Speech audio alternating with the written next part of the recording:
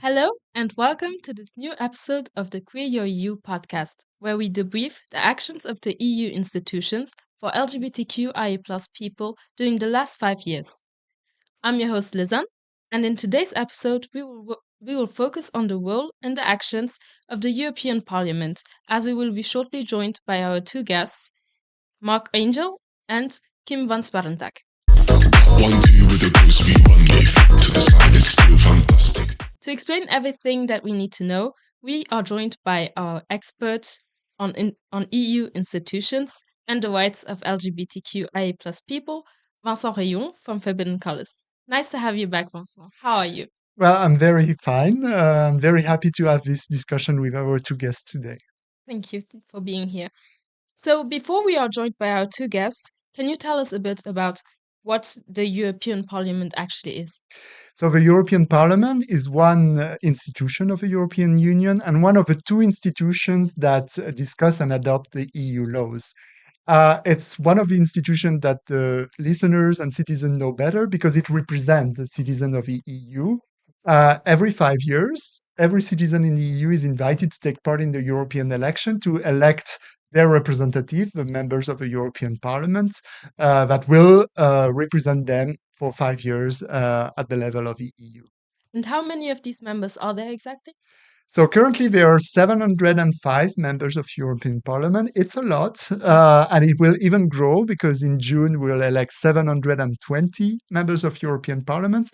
It's a lot because it needs to represent all the citizens of the EU. We are hundreds of millions, and the number of members also depend on the size of the country. So the very small member states of the EU, such as Luxembourg, Malta, or Cyprus, they only elect 6 members of the European Parliament, whereas the big one elect much more. So France elects 81 members of European Parliament and Germany 96. Okay, and I guess that, like in any other parliament, these members are grouped into different political groups?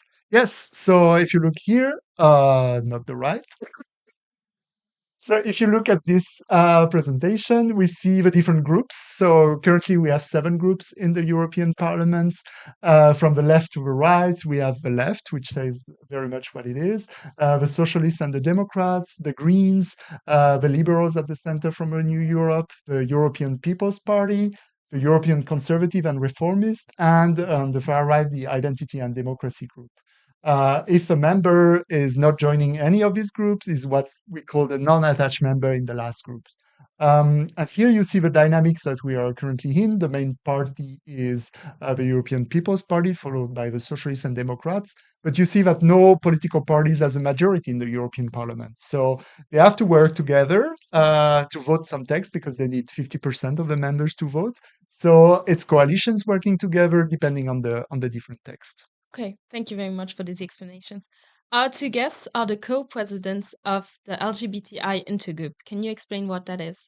So, an intergroup in the European Parliament is a group of members coming from the different political parties around one topic. So, the LGBTI intergroup is the intergroup that addresses LGBTIQ plus topic in the European Parliament. It's a very old intergroup because it was created more than 25 years ago. And it's also the biggest intergroup in the European Parliament, which shows that the European Parliament has had a long interest in the rights of LGBTIQ plus people and is also very supportive of these rights. And what does this group exactly do? So they group together to discuss any aspects of the text that they are going to adopt regarding LGBTIQ plus people. So they make sure that in any laws, any text that is adopted by the parliament, they think about the rights of LGBTIQ plus people. They can add amendments, notes in the text to make sure that the fundamental rights of LGBTIQ plus people are protected. And it's important that they work across the parties to make sure that in the end, the modification they want to add are approved. Okay. Before we welcome our guests, what is the role of the European Parliament and of its members?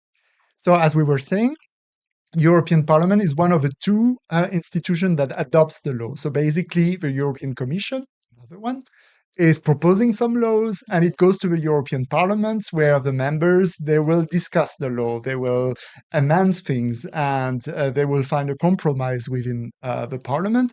But they also have to deal with the other institution adopting the law, which is the Council of the European Union, that represent the member states. So both institutions will discuss the same text, and at the end, they will have to come together to find a compromise between the interest of the citizen and the interest of the member states. What is important in the process, and I'm sure we'll discuss it, is that when it comes to discrimination of the rights of LGBTIQ plus people, often the EU law does not follow the same path. And in this case, the European Parliament is only consulted. So it's not adopting the law, it's the Council of the Member States that is the only institution adopting the law. Okay. And lastly, in this discussion, we'll talk about something that concerns the equality bodies. Can you explain what that is? So one of these EU law that was adopted in the last 5 years was dealing with the role of equality bodies, which are institutions that exist in every member states to monitor equality between citizens. So they will monitor discrimination based on lot of different grounds on race, on disabilities, but also sexual orientation, gender identity. And they are in charge of monitoring some of the EU laws regarding equality. And the piece of legislation that has been adopted concerns how they function. Are they independent from their government? Are they well funded? So now we have an EU law that gives all the direction about how these equality bodies should work in the member states to make sure that they can do their job properly. Okay, thank you very much for all of these explanations. And now that we have all that we need, we can welcome our two guests. 1-2 with a goes, we one leaf to the side, it's still fantastic. It is my pleasure to now introduce our two guests for this episode, two members of the European Parliament, who were both elected in 2019 and who happen to be the two co-presidents for the LGBTI intergroup. First, Kim van Sparrentak, you're an MEP from the Netherlands, sitting with the Greens. Welcome and thanks for joining. Well, thank you for the invitation. Marc Angel, welcome. You're an MEP from Luxembourg, sitting with the Socialists and the Democrats. Since January 2023, you're also one of the 14 vice presidents of the European Parliament. Thanks for joining us. Yeah, thank you for having me. Thanks. So my first question for you would be, what was your highlight in the last 5 years in the European Parliament when it comes to the rights of LGBTQIA plus people? Can I start? I think for me, it was when we organized the Queer Summit, when we invited activists from all over Europe to discuss with us what should be our priorities for the next minute. So we looked back at what we did, what we achieved, and then also looked forward. And it was such a beautiful moment of sharing what is happening in member states. In many member states, there are very scary things happening to our community, but also positive things. So it was a beautiful combination of things where we were supportive of each other, but also looking forward to the future, how we can strengthen each other. And for me, having all those people together in the parliament, that was very special. Yeah. Yeah, I can only agree with Kim. That was a big moment, but also the fact that we're now 161 members, the whole work, these 5 years was for me very intense, and I wouldn't regret 1 minute of it. And it's the way we can work together. We never had fights in our bureau. We were productive, and we still have this feeling of being activists, and this is which motivates me in this intergroup. I'm a politician, but I'm also still an activist, and this is what makes the work in the intergroup so good. And this is through the 5 years. I couldn't now specify one moment, but it's the 5 years work which gave me a lot of satisfaction, and I met wonderful people, those in the parliament, but also the civil society, this rich civil society, not only in the Brussels bubble, but we had contacts with civil society in Hungary, in Poland, in Bulgaria, in the member states. We went to Serbia to the Euro Pride, and these were very strong moments where they thank us for the work we do, and when we thank them for the input we got from them. So the whole work is good, but as Kim said, this moment when we had the summit, that was very strong. Okay, so the first part of this interview will look back at the last 5 years, and there's a lot of happening in the parliament. So I wanted to focus on some EU laws that were discussed or passed. And the first one was the one on equality bodies. And Marc, you were one of the rapporteur for this piece of EU law. Can you tell us a bit more about what it was and what was the result? Well, it was to strengthen the equality bodies, to make them more independent. The equality bodies exist already, but it was to give them more power. And also, we tried to get some very gender inclusive language in it. And it's the first time that we managed in a text, in a directive, in the recitals, but also in the articles, to have words like gender identity, gender expression, sex characteristics, to be inclusive, not to forget the intersex persons, not to forget the trans persons. So this was for me something very important in that. But also it gives them more financial means. If a country decides that the equality body gets new tasks, they also have to get more resources. This is assured independence, no interference from any government body. So to really make them stronger, and this is important to fight against discrimination. And here again, this was a wonderful file because we got so much input from civil society, from Equinet, which is the network of equality bodies, but also from European Disability, from ILGA Europe, from all the civil society. They pointed out where we have to make the law better, and I think we managed, and that was a really a satisfactory file to work on. Yeah, and can I ask you, how were the negotiation with the member states? Because it was a file that was negotiated between the European Parliament and the Council of the EU. Was it hard to get that language in the text? Was it more easy than Very difficult? Very difficult, but we were very lucky. We had the Spanish presidency at that moment, and we had the Belgian presidency present.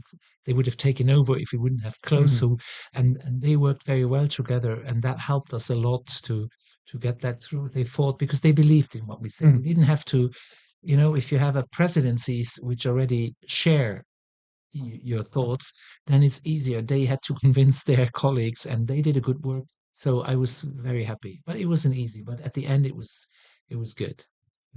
Okay, maybe another directive that I wanted to touch upon is the one regarding the recognition of parenthood within the union. So it's a directive that if you're recognized as one parent in one country, would recognize you as a parent in any country, even in countries of the EU where, for example, same-sex couple cannot adopt. On this file, the Parliament adopted its position in December. Yeah. After a debate, a very heated debate, I would say. But now it's in the end of the Council of the Member States. So, Kim, can you tell us more about the file and what you expect now? Yeah, so this was promised by Ursula von der Leyen, our Commission President. She said if you are a member in one member state, you should be, if you're a parent in one member state, you should be a parent everywhere. And we were like, wow, like a Commission President saying that was a very special moment. And then they came with the legislation. We were very happy. But one of the things that the Commission didn't dare to do, and I still am very disappointed about that, is doing that on the basis of the treaty in such a way that we don't need unanimity. There are some legislations where you need unanimity. Every member state has to agree. But there's also ways you can write a legislation where that's not the case. And they didn't dare to go for a legislation where you can have just a majority of member states being in favor. And that means that right now, since we know that there's quite some member states who are not such a fan of having same-sex couples having children, it's stuck in council. And this is, I think, really a failure of the Commission putting this forward in that way. And it's going to take a lot of convincing to make sure that we in the end do have this legislation. It's crucial. Imagine being a parent losing the right to your kid. Imagine being a kid losing, any like legal connection with your parents just because you're moving countries.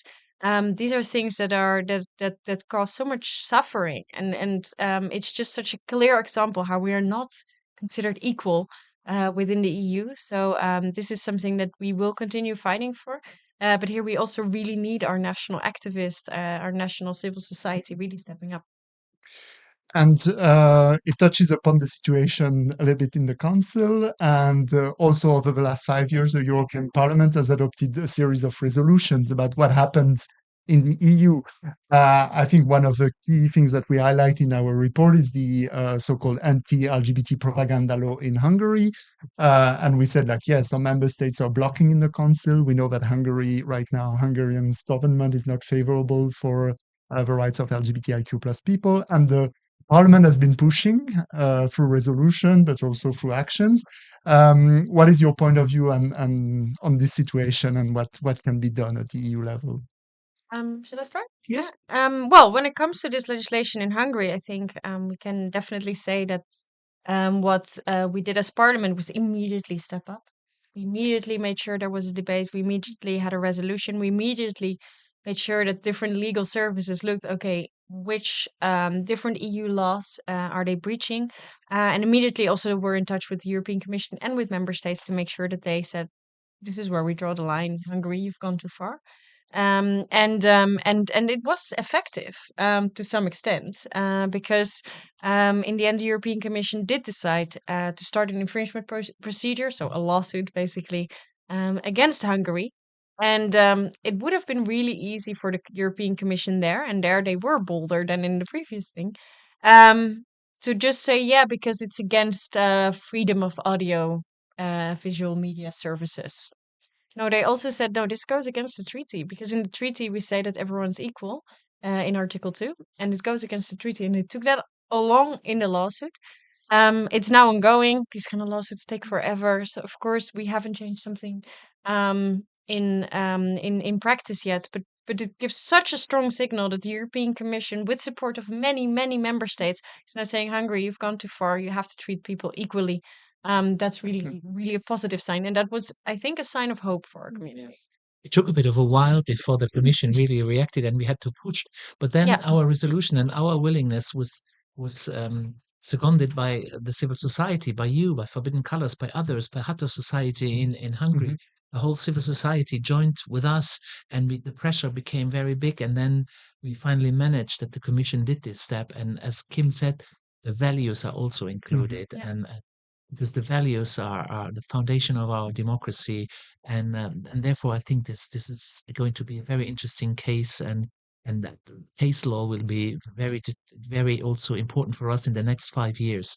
By the way, in a lot of the legislation, we use case law from the European Court of Justice. If I can come back to Pay Transparency Directive, where I was also one of the shadow rapporteurs, or the equality bodies, this when it's about equality between men and women, there is a lot of case law which says that the concept of men and women has evolved over the last 70 years. And when you now talk about men and women, it's men and women in all their diversity. So we become much more inclusive. So that's why it's so important that the Commission brought Hungary before the Court of Justice, European Court of Justice. And as I said, at the first time, 16 member states are supporting this. This is also a premiere, the first time this happens. And this is a very strong signal.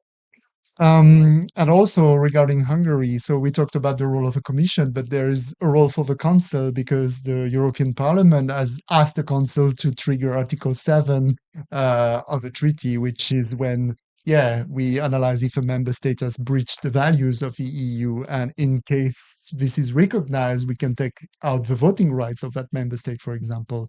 The procedure has been ongoing for like 5 years now, and It's actually my predecessor from the Dutch Greens who initiated that procedure in the Parliament. Yeah. Yeah. So, what is your opinion on what the council could do better, or the blocking there in terms of this procedure from the European Parliament? What you see? Well, this is quite unblock it. Mm. I think it's so clear that the rule of law has completely been eroded there. We have to do something, and it's really a pity that now it's been blocked for so long. And the Parliament continues pushing. We of course first had our resolution making sure that we have this Article 7 procedure. Then we also made sure that some of the funds towards Hungary were blocked, and we also try to make sure that the Commission keeps fulfilling that. We're now also starting another lawsuit about that from the European Parliament. But it's been really difficult because in the end, member states tend to protect each other in this, and that's difficult. Therefore, I really think we need this treaty change also, and we need a convention to get rid of unanimity, to get rid of the veto, and have things decided by qualified majority. This was also the problem with Article 7, because at the time there was still this very conservative government in Poland which backed Hungary, and then there was always one or another member state backing each other. And so the Article 2, this couldn't be triggered, Article 7. Even it has two parts, and it would be too complicated now to go into details. But we need to make things easier, and because it's always, as we said before, it's about our values, and the values are untouchable. Mhm. One view with a ghost view, one leaf to the side, it's still fantastic. So let's come to the second part of our discussion, which is the political situation in the European Parliament. So from Forbidden Colors, we made this report and this study on how members of the European Parliament has been voting on 9 key texts. So we identified 9 resolutions and legislative proposals that have been exclusively on LGBTIQ plus topics, and we looked at how the members of European parliaments have been voting. And we have ranked the different political parties in the European Parliament. So here are the results. And we see that the most supportive group has been the Greens, very close, Renew Europe. The left, the Socialists and Democrats, your group, Marc, is a little bit behind, just a little bit. Then we have the European People's Party. All of these are, on the right, meaning that they mainly voted for. They're on the right side. That's what it means, Yeah. right? Yeah. They have been voting for. And the two groups that are more in the right, the Conservatives and Reformists and ID, they are on the other side because they have mainly voted against the groups. So what is the dynamic that you see here from these results, and also how you see the coming European election based on this dynamic? Because right now, over the last 5 years, the parliament has been very supportive for LGBTIQ plus rights. Do you expect a change, an erosion of this support? What are your expectations? If I can look at this, I think we can be very positive and proud about this. This shows that there is still a huge majority which defends LGBTI rights and who says it's not about ideology, but it's about human rights, and LGBTI rights are human rights. This is amazing, and of course the others, these are the ones who talk about gender ideology and who are influenced by the anti-gender movement. And the risk is, in some polls, it says that this group will be stronger, but we have still 70 days to fight against that and to raise our voices and to make sure and give concrete examples. What happens if the far right is ruling? We have them in coalition in 3 countries. You saw what Mrs. Meloni did with the lesbian couples who had children. The non-biological mother was erased from the birth certificates. This is the kind of policies they do. So we have to be very vocal about it, and then hope that in the next years we even get more progressive. This shows that we have a lot of allies in the parliament, and also that the work the intergroup is doing is being appreciated.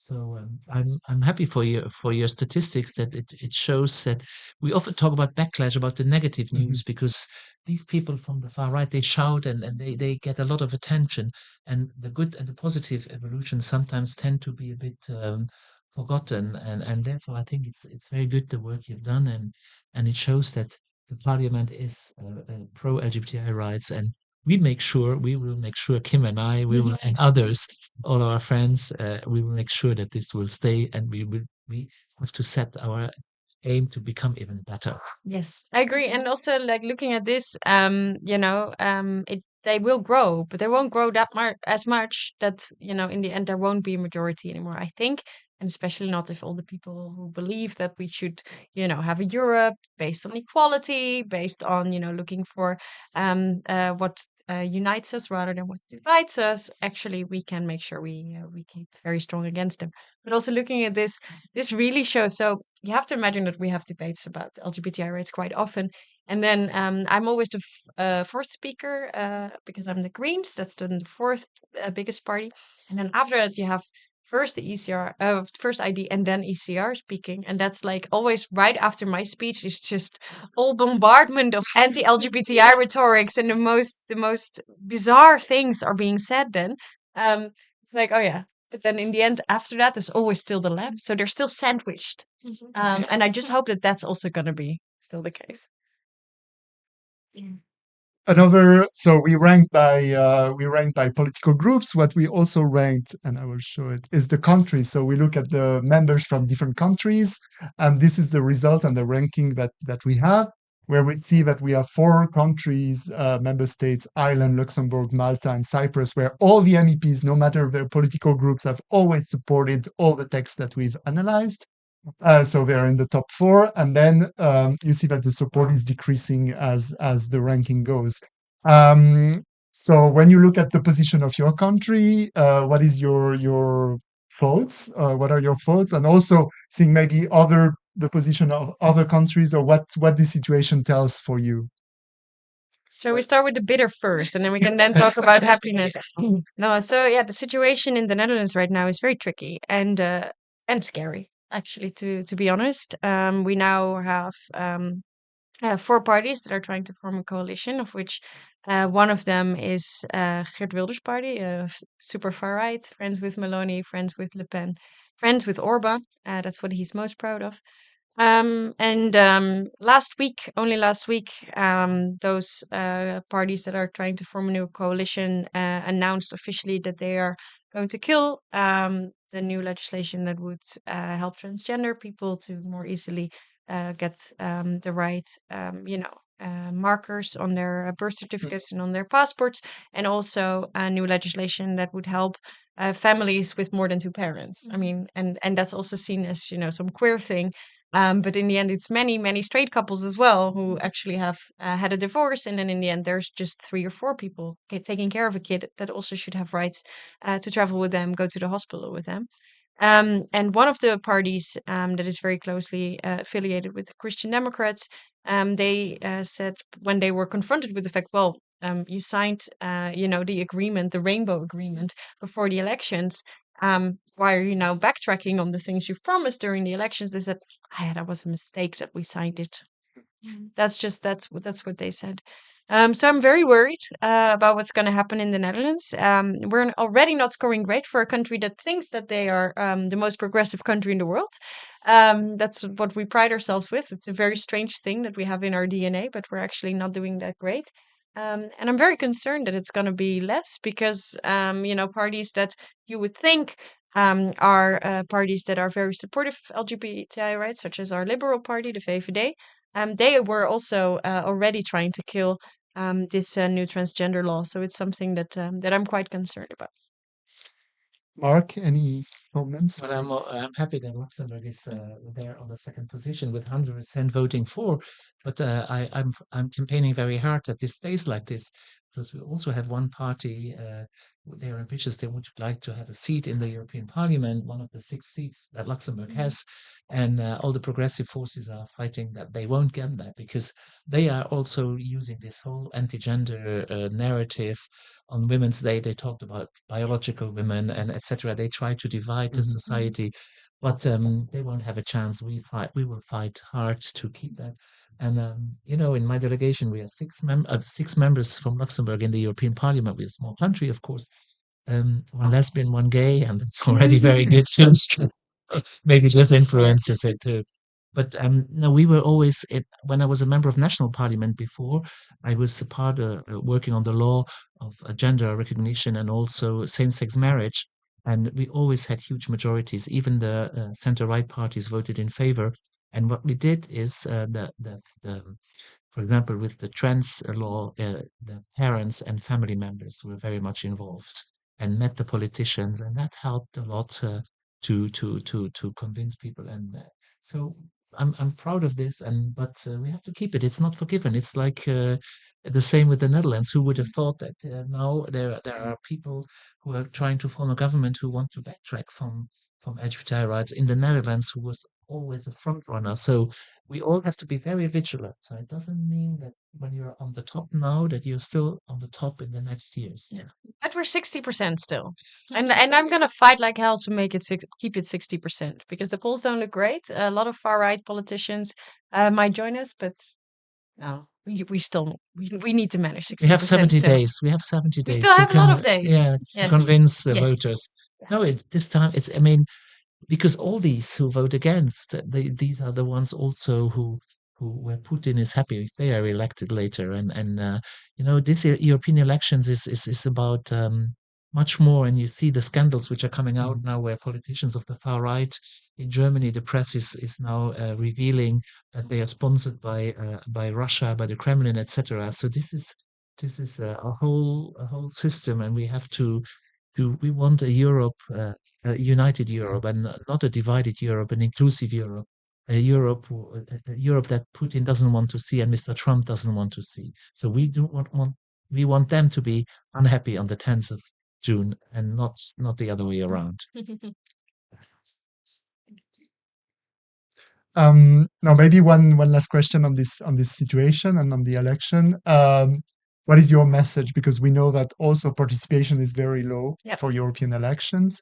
So what is your message for citizens that listen to us who still don't know if they should go and vote? What do you want to tell them to convince them to go and vote?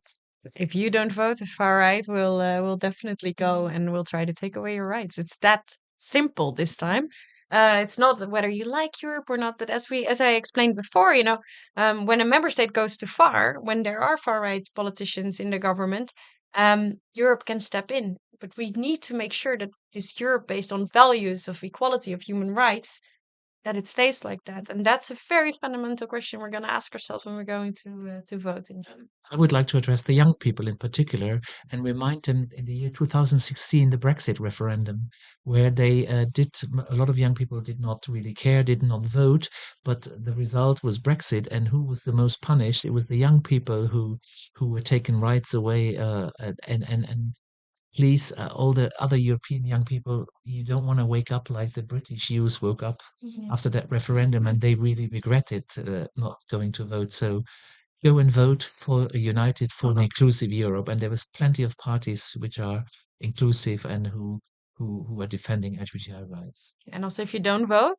you're not allowed to complain about what happens in politics. I think it's like, come on, Yeah. then you should have gone to vote. I have some of these friends. They're like, oh no, it was raining that day. Well, then you cannot complain right now. What's happening? So we will also call you out. I'm lucky that in Luxembourg, it's like in Belgium, we have compulsory. You have to go to vote, which is I think very good. No, we don't have it. So just maybe for our listeners, you have all the results of our report on the website of Forbidden Colors, where we analyze also at national level all the parties. So if you want to know which parties at your national level have been in favor or not, you can go to our website, download the country fish for your country, and you will have all the information about the parties and make your choice on who you want to vote for. 1, 2 with a go, sweet one leaf. To the side, it's still fantastic. So I want to address the future of the European Parliament, but also some of the concerns of my peers, so young LGBTQ people. So the first question I had was concerning mental health challenges, because a lot of young LGBTQIA plus people are ostracized, which causes some problems, and they cannot afford, for example, some therapy or cannot access mental health. Is there a way the European Parliament can help with that, and how so? Yeah, very much so. First of all, even though health is not a pure European competence, but we can raise awareness and we can destigmatize mental health. And there is always still a taboo around mental health. But I always say, if you have a mental health issue, it's as if you have a broken leg. If you're well treated, you heal easily, and therefore we have to help destigmatize it, talk about it.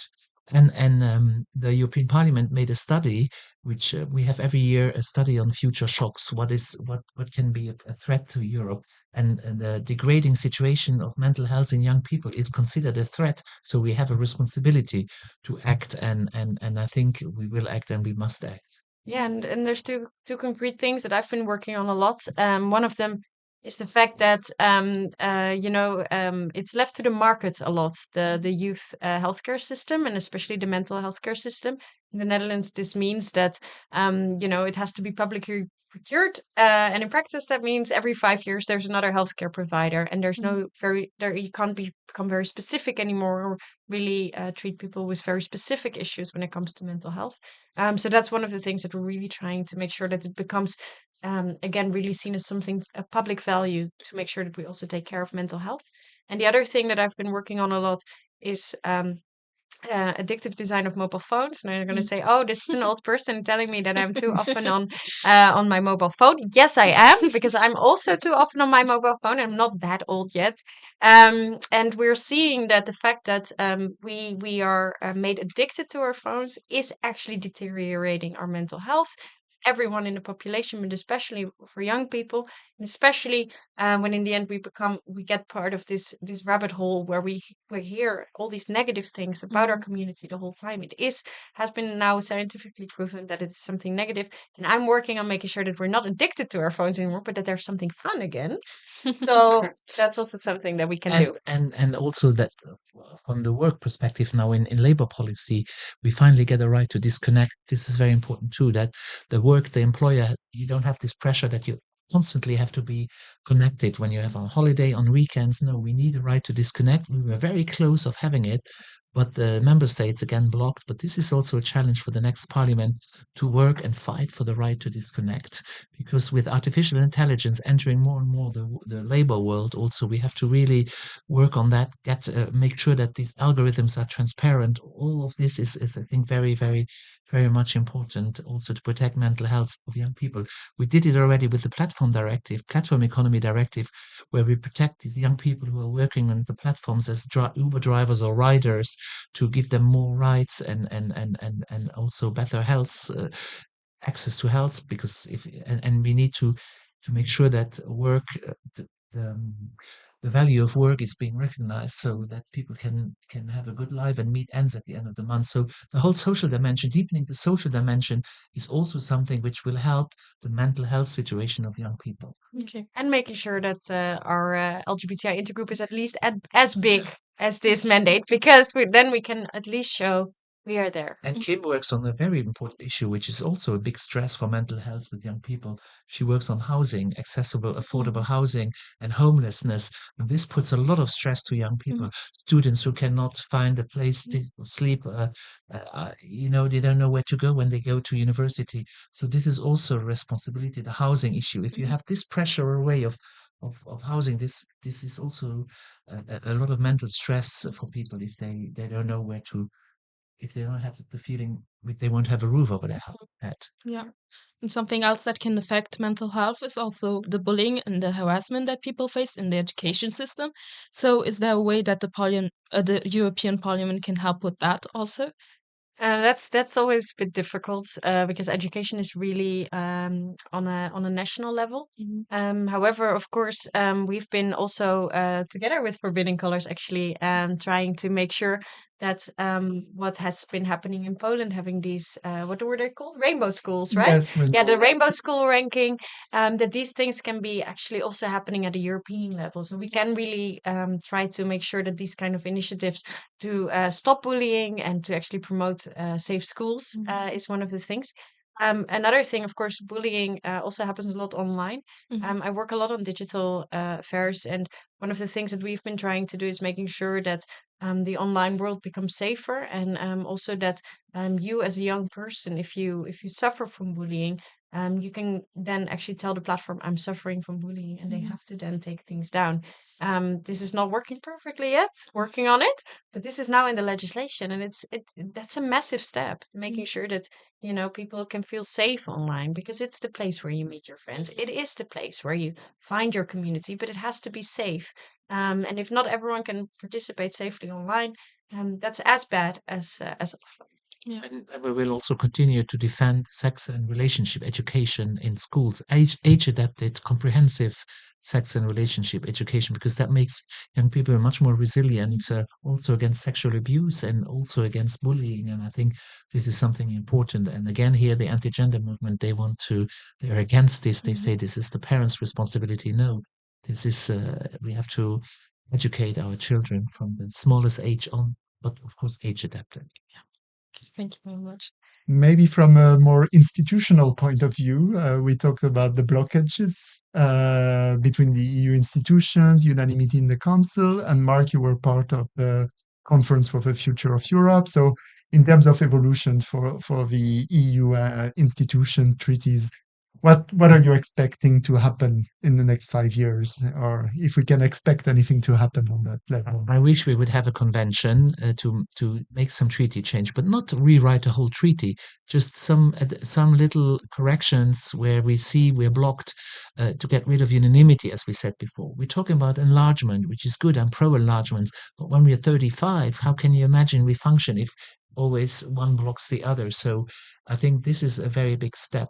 But on treaty change also, I think we should concentrate on the grounds of discrimination, make very much sure that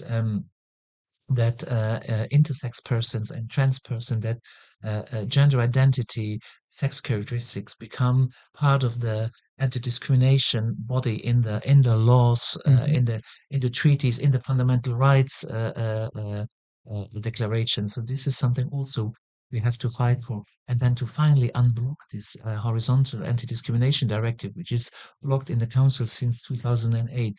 So this is something for the future. There's still a lot of work to do, but we'll do it. We'll Yes. get there. I'm happy you say that, because it's part of a recommendation also in our report. So Very good.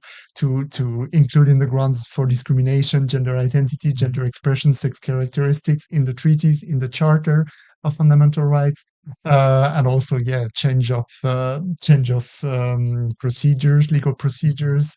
But also, are you asking for the European Parliament to have the right of initiative to propose EU course. laws? Is it something that we can expect to happen at some point? I mean, if we as Parliament don't ask for the right of initiative, then I don't think we take ourselves so seriously. So no, that would be super good. I mean, now we have the right to write a report and back. That's nice. But the right of initiative would be really amazing if we could have that.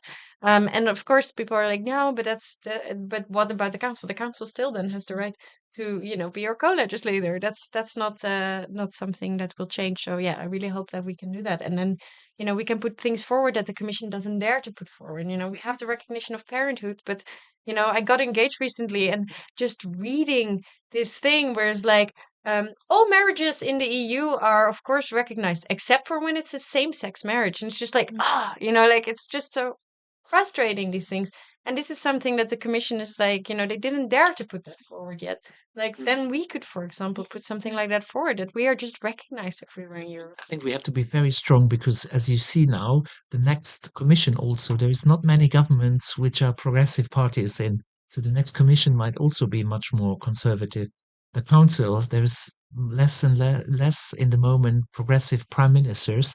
So I think it's the parliament will have a very big role to play, and has to be very strong, and especially when it comes to equality policies, to deepen the union of equality, we have to be in the lead there and push the others and not give up. So and that's why I say these elections are so important, because the context is different this time. There's not that many progressive governments as we had in 2019, and therefore we need at least a very strong progressive majority in the parliament.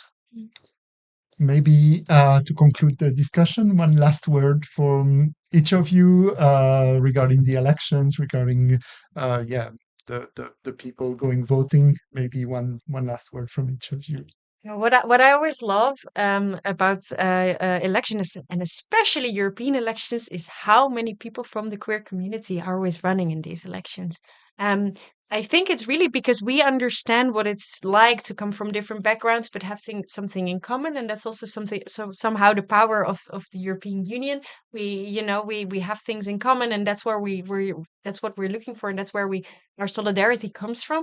So go and look, what kind of people are running in your constituency, and see if you can support that LGBTI person, because we have to show that we're here, and that we are ready to fight for our rights. I really hope that the slogan of the European Union, which is united in diversity, will become a reality, or that we're working towards this reality, and the voters have the possibility to be part of this and make that a reality. Thank you so much, and thank you for this insightful discussion. And it was really an honor to have you here. Oh, thank you so much. It's a pleasure. Thank you. Thank you.